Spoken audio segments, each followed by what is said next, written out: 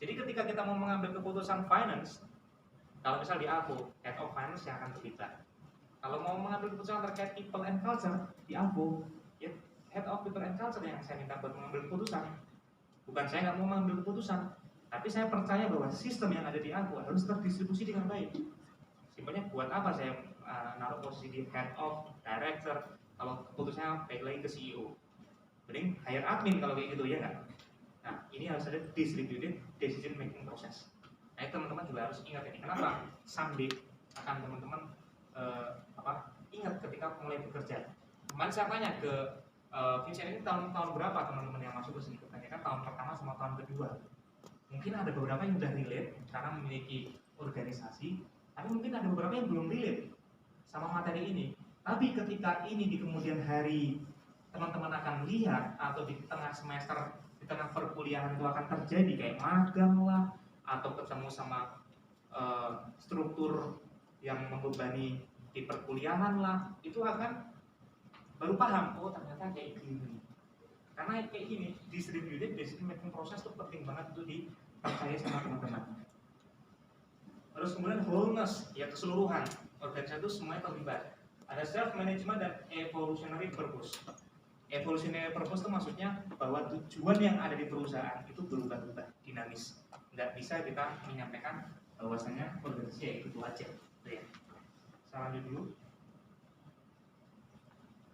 Terus ini yang sebenarnya borderless workforce. Ini teman-teman masih percaya nggak bahwa yang namanya pekerja kantor itu harus di dalam kantor? Enggak ya, mungkin bisa cerita siapa namanya? Sharon. Menurut Sharon sekarang tuh kalau kerja harus gimana sih? Ada mikrofon yang lain ya?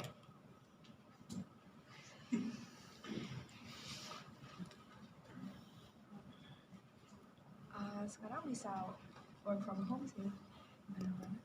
Work from home? Ya. Menurut Sharon, work from home itu efektif nggak kalau orang kerja?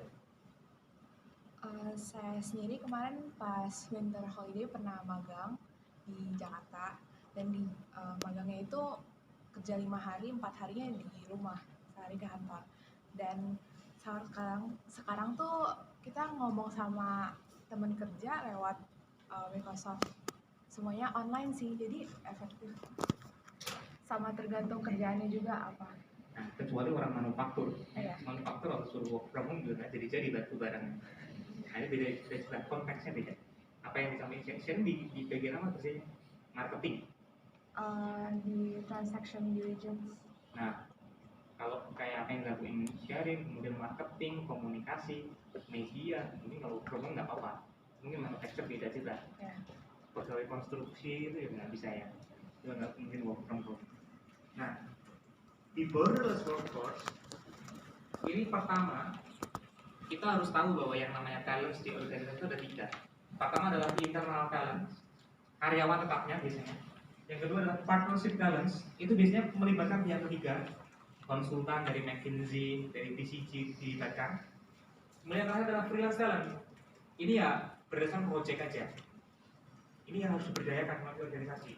Kenapa ini harus diberdayakan? Karena kalau kita hanya berfokus pada internal talent, tidak akan pernah terbentuk organisasi yang berkelanjutan. Karena mengandalkan orang itu lagi. Tidak akan pernah terjadi transfer knowledge. Yang pintar ya, yang udah ikut kemarin, yang baru bergabung nggak akan pernah bisa belajar dari orang baru. Makanya organisasi itu seperti akademi sepak bola, akademi badminton.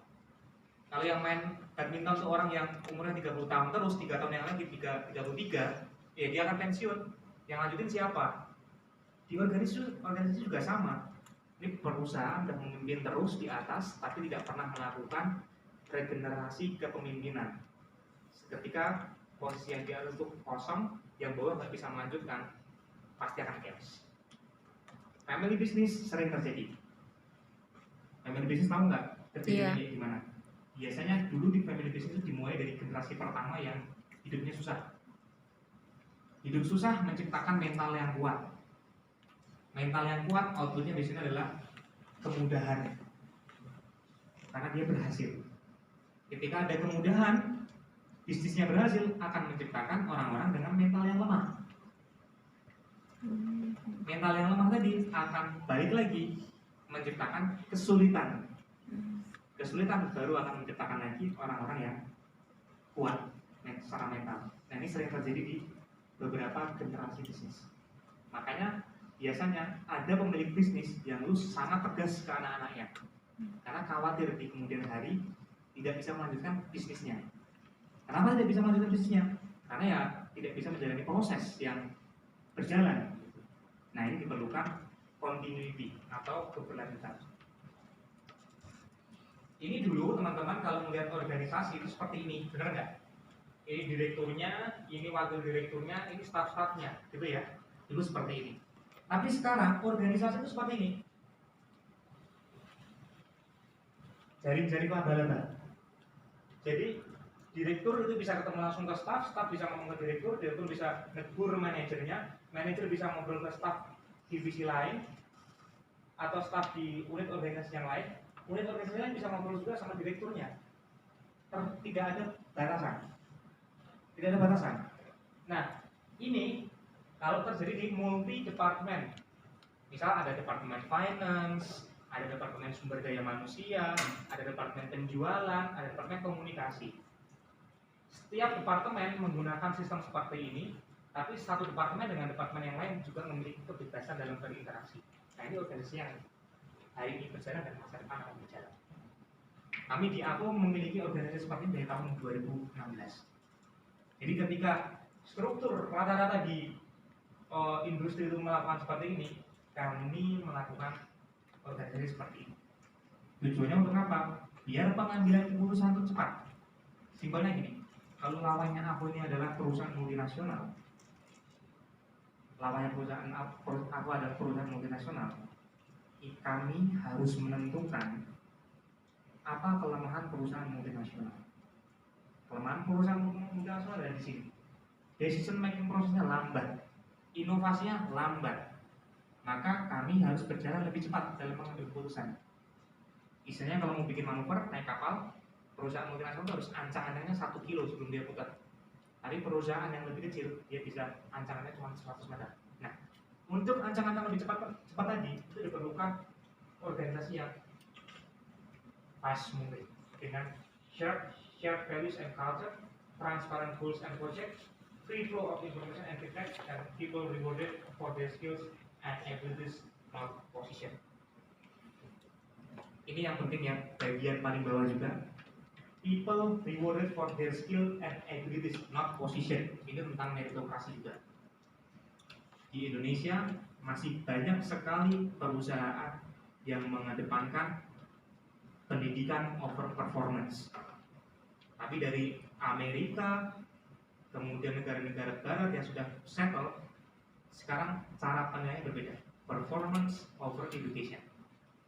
Jadi misal gini, ada orang yang pintar tentang keuangan dan dia sudah memiliki pengalaman di berbagai macam institusi keuangan, tapi sekolahnya S1, tapi dia pintar banget.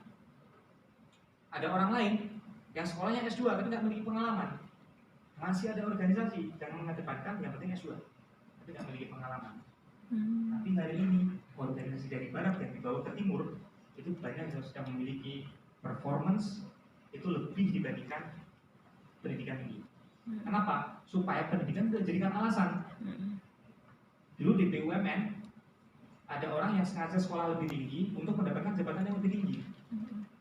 Tapi jabatan yang lebih tinggi itu sebagai alasan untuk ya udah aku tak sekolah aja, aku gak asal pintar nggak apa-apa, selama sekolahku lebih tinggi aja, aku bakal dapat jabatan yang lebih tinggi. Kira-kira make sense nggak kalau teman-teman sebagai atasan? Tidak. Saya juga sepakat. Kalau saya lebih memilih orang dengan performance yang baik, tapi sekolahnya selalu lebih sedikit di bawahnya dibandingkan yang sekolahnya tinggi tapi merasa dirinya paling pintar dan tidak melakukan apa-apa. Syukur-syukur kita dapat yang sekolahnya tinggi, knowledge-nya banyak, yang pintar, mau performance-nya juga bagus. Itu akan lebih baik lagi. Tapi in case ada dua opsi tadi, maka performance itu dibutuhkan untuk bisa mendatangkan shared values dari si perusahaan untuk mencapai objektif atau tujuannya. Jadi bukan berdasarkan yang doktor, yang master, yang gimana, saya pernah ngomong ke tim saya MBA, tapi kalau kemudian ada yang nge-challenge saya dari sisi diskusi, it's okay. Saya nggak mempermasalahkan, saya nggak pernah naruh title saya di nama-nama ini, enggak. MBA itu hanya sebagai validasi bahwa saya menuntut ilmu untuk mendapatkan sesuatu yang baru. Tapi ketika ngomongin performance, mau MBA, mau nggak MBA, semua sama, memiliki hak yang sama untuk berkontribusi. Nah, ini sudut pandang yang harus dibawa oleh teman-teman semuanya. Dan kami melakukan itu sebagai afirmasinya itu AVO setiap melakukan rekrutmen, karena budaya meritokrasi itu sangat dijunjung tinggi. Contoh kemarin internship itu kami hanya menerima berapa itu? Berapa banyak kali? 9 orang yang daftar 4.000 atau 5.000 gitu. Jadi orang SNMPTN. Kalau di Indonesia udah SNMPTN ya. Atau di Cina nggak ada ya SNMPTN. Kalau di Indonesia ada SNMPTN, itu pertarungan 1 banding berapa itu jalan. Aku berturut-turut itu tiap ngadain buka MT program ataupun internship program itu pasti rasio 1:1000, 1:2000. Dan ini menunjukkan bahwa kapasitinya aku di area Jogja dan sekitarnya dan nasional itu selalu ekspektasikan oleh fresh graduate atau orang yang baru mau lulus untuk mendapatkan experience. Tujuannya mereka bisa belajar dari siklus organisasi yang seperti ini. Kalau dipakai dengan sistem seperti ini, wah, nggak akan bisa jalan. Kalau di AVO ini dipakai untuk apa? Untuk menentukan grading. Harus ada ini untuk menentukan grading, biar ada career path.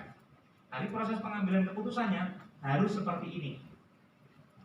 2 hal yang berbeda. Grading seperti ini, pengambilan keputusan dan cara kerja sehari-hari seperti ini. Kalau grading ya namanya organisasi pasti ada namanya staff, manager, direktur, gitu kan. Nah ini staff, manager, direktur, atau direktur, wakil direktur, manager, atau manager, wakil manager, staff, kayak gini, ada strukturnya. Nah kalau kayak gini nggak ada, karena ini flow kerja sehari-hari, gitu ya. Nah ini old rules dan new rules. Dulu tuh saya ambil beberapa aja, nggak usah semuanya. Dulu tuh organisasi itu untuk efisiensi dan efektivitas. Sekarang organisasi untuk belajar, berinovasi dan menciptakan dampak untuk konsumen. Kemudian kontrolnya adalah perusahaan itu dilihat sebagai hierarki. Dengan hierarki maka ada hak untuk mengambil keputusan, struktur, dan kepemimpinan. Pokoknya yang paling atas pemimpin gitu ya. Tapi dari si aturan yang baru, perusahaan dilihat sebagai jaringan yang cepat untuk beradaptasi, mengambil keputusan, kemudian memberdayakan oleh tim leaders, masing-masing itu bertanggung jawab sebagai pengambil keputusan. Bahkan karyawan itu bertanggung jawab untuk mengambil keputusan. Kemudian diisi dan didorong lewat kolaborasi dan knowledge sharing. Nah, ini organisasi zaman now. Apalagi ini nanti wapres kita itu anak muda ya di Indonesia. Itu sangat akan mengedepankan rules ini. Rules yang baru ini akan sangat dikedepankan di Indonesia. Jadi intervensinya akan sangat luar biasa. Ini teman-teman akan misal ada kesempatan untuk pulang ke Indonesia, ini nanti akan dipakai. Karena ini kemarin sudah ada pembahasan tentang mengatur struktur organisasi yang baru bahkan di BUMN. BUMN aja terbaru akan ada acuan 4 hari kerja di Indonesia. Karena mengedepankan fisik dan mental health, physical dan mental health. Tapi di Indonesia, at some point juga 4 hari kerja itu di beberapa organisasi tidak bisa dijalankan dengan baik. Nah, contohnya ya ini masih 5 hari gitu. Dan pressure-nya beda. Ya kayak kemarin saya dengar dari teman-teman, pressure di China kan sangat luar biasa, itu yang harus kita lihat dulu. Pressure-nya China, tapi pendekatan organisasi yang menyeluruh, kita akan menghasilkan result yang sangat luar biasa. Ini yang tadi saya sampaikan sedikit loncat ke bawah, lead by direction. Kalau aturan terbaru adalah lead by orchestration. Kalau teman-teman jadi pelatih, yang dilatih adalah Cristiano Ronaldo dan Lionel Messi. Tahu kan sepak bola ini? Jadi tahu jawabannya soalnya. Siapa namanya? Febri. Suka sepak bola itu. Febri suka sepak bola. Ini Febri ini pelatih Lionel Messi sama Cristiano Ronaldo. Kira-kira Febri bakal ngajarin Messi dan pakai kaki gini nggak? Messi kaki gini kan jago kan? Udah jago. Kira-kira bakal ngajarin Cristiano Ronaldo dan pakai kaki kanan nggak? Udah jago juga. tugas pelatihnya adalah mengorkestrasi gimana supaya Messi dan Ronaldo bisa bekerja seperti itu. Ada orkestrator, jadi nggak perlu belajar lagi. Culture ruled by fear of failure and perceptions of others. Jadi dulu tuh takut-takutnya tentang kegagalan, tentang persepsi orang lain itu seperti apa. Tapi aturan terbaru adalah ada orang tuh merasa aman, merasa nyaman, merasa berkelimpahan, dan ada kepentingan ketika kita mengambil keputusan apa ya resikonya, itu udah bisa dimitigasi dari awal. Kemudian juga ada